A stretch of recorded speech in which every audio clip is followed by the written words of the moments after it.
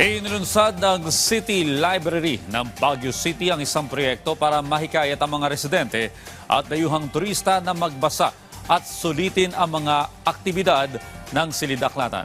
Yan ang ulat ni Audrey Villena ng PTV Cordillera.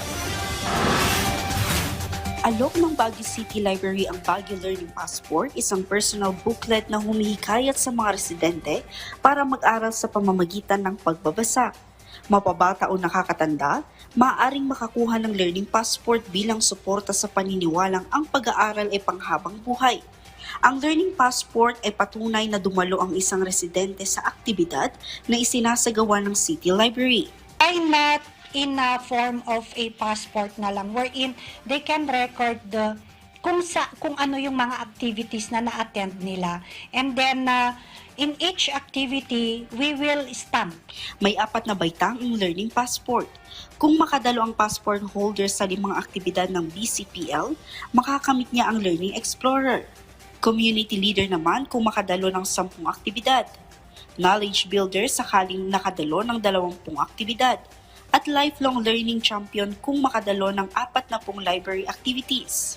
Maaari namang makakuha muli ang sinuman sakaling na kumpleto na niya ang isang pasaporte.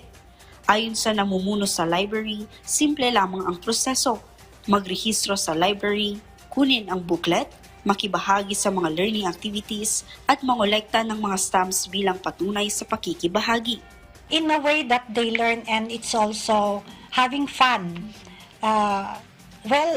We hope na sana itong passport na to will be able to attract more of the people in the community kasi sayang yung mga na-offer na free workshops and seminars. Simula nung binuksan ang registration noong April 25, nasa 30 residente na ang nakakuha ng learning passport. Kauna-unahang naging passport holder ang Amerikanong si Bruce.